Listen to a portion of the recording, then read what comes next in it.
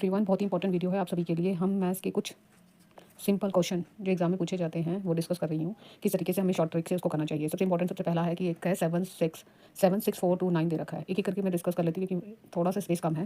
जो ये वाला क्वेश्चन है जिसमें स्थानीय मान पूछा गया है। स्थानीय मान को इंग्लिश में कहते हैं प्लेस वैल्यू और जातीय मान यानी अंकित मान को कहते हैं फेस वैल्यू।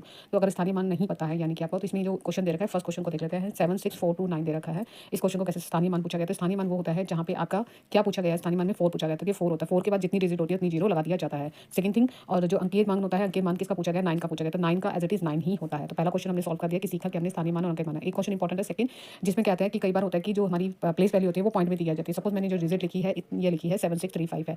अब यहाँ पे पूछा गया है 3 का। अब 3 से पहले क्या होगा कि यहाँ पे देखना है कि 3 डिजिट यहाँ पे है और कितने जीरो लगानी है। इससे पहले 7 2 डिजिट है तो 2 डिजिट से पहले 3 लिख दिए, उसके बाद 2 डिजिट की जीरो लगा दीजिए, पॉइंट लगा के जीरो लगा के इसका राइट आंसर ये होगा। ये शॉर्ट ट्रिक होती है। उसके बाद अगला क्वेश्चन है स्थानीय मान का। एक और ही मैंने एग्जांपल ले लिया ताकि आपको लीजिए। इसमें दे रखा है 717 दे रखा है, 795 दे रखा है, 9 का डिजिट बताना है। ये कमेंट बॉक्स में कमेंट करके बताना आपको इसका आंसर क्या होगा। जिन बच्चों को ये वाला क्वेश्चन समझ में आ गया है। Question number second. थर्ड में देखते हैं, ये बताया गया है कि भिन्न जो आपको पता ही है फ्रैक्शन क्या होते हैं। फ्रैक्शन में न्यूमेरेटर और डोमीटर के बारे में। तो अगर आप शॉर्ट ट्रिक में सीखना है, ये डीएसएसबी के क्वेश्चन में पूछे जाते हैं तो इसलिए प्रैक्टिस बहुत सारे पेपर में पूछे भी जाते हैं। यहाँ पे थोड़ा सा कैलकुलेशन बड़ी होगी लेकिन मैं शॉर्ट ट्रिक बताऊंगी। देखिए यहाँ पे कई बार तुम्हें हम फ्रैक्शन सीखेंगे। फ्रैक्शन को दो तरीके से करते हैं। एक तो फ्रैक्शन को होता है क्रॉस मल्टीप्लाई करके, ठीक है।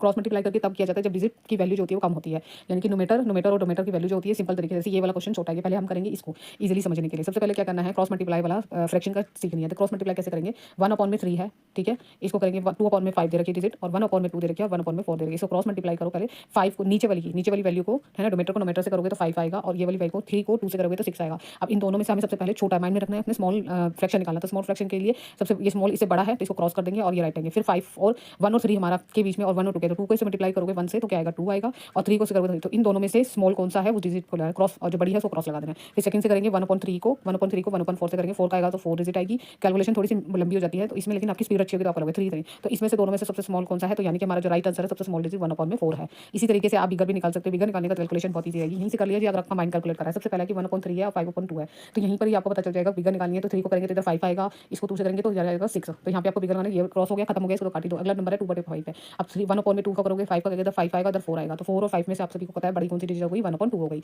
इसको क्रॉस कर दो। सेकंड होगी, अब 1/4 होगी, 1/4 को करोगे तो 4 होगा और इधर कितना आएगा, तो सबसे बड़ी डिजिट माइंड में रखनी थी तो सबसे बड़ी डिजिट हमारी जो होगी वो 1/2 होगी। इसको क्रॉस हो गया तो यहाँ पे पता चल गया सबसे बड़ा और सबसे छोटा। अब आता है क्रॉस मल्टीप्लाई में क्या होता है कि हमारे पास डिजिट लंबी आ जाए लेकिन क्रॉस फ्रैक्शन का यूज नहीं करते। तो इसमें क्या करना है कि आपको डिस्टेंस लेना है इन दोनों के बीच में। जैसे यहाँ पे कई बार होता है 3 का आता है, 4 का आता है, 12 का भी आता है, तो एलसीएम लेना है। एलसीएम लेके आपको पता चल जाएगा कि इसमें कौन इसका वो आ रहा है डिफरेंस, ठीक है। यहाँ पे आ गया देखो 2 का डिफरेंस आ गया, इधर क्या आ गया 2 का आ रहा है, इधर भी कितना आ रहा है 2 का आ रहा है, इधर भी कितना आ रहा है 2 का आ रहा है। कुछ नहीं करना आपको, मैंने दोनों ही बता रही हूँ। अगर हमने जो डिफरेंट आ रहा है उसको ऊपर वाले से मल्टीप्लाई कर दो, ठीक है। ठीक है, ऊपर वाले का मतलब यहाँ पे मैं आपको बता देती हूँ क्योंकि काफी सारे बच्चों को पता नहीं होगा। ऊपर वाला जो होता है वो अंश होता है, नीचे वाला हर होता है। यानी ऊपर वाले को हम न्यूमेरेटर कहते हैं, नीचे वाले को डोमीटर कहते हैं। तो ऊपर वाला हमारा जो है 7 है, 7 को 2 से मल्टीप्लाई करेंगे 14 आएगा, 13 से करेंगे 26 आएगा, 15 से करेंगे 30 आएगा, 3 से करेंगे 2 को मल्टीप्लाई तो हमारा 6 आएगा। तो यहाँ पे सबसे बड़ा पूछा गया था तो बड़ी डिजिट का किसका कैलकुलेटर था, यानी कि 15/17 हमारा सबसे बड़ा होगा। सबसे छोटे की बात की जाए तो इसका कम कैलकुलेशन करा था 3/9। तो इस तरीके से आप बहुत ही कम समय में अच्छी ट्रिक से ये वाले क्वेश्चन को सॉल्व कर सकते हैं। अगर ये वीडियो अच्छी लगी तो लाइक शेयर सब्सक्राइब करना ना भूलिए ताकि आप इसी तरीके से प्रैक्टिस क्वेश्चन डेली में शॉर्ट में बिल्कुल शॉर्ट में आपको समझाने की कोशिश। Bye bye, take care, have a nice day.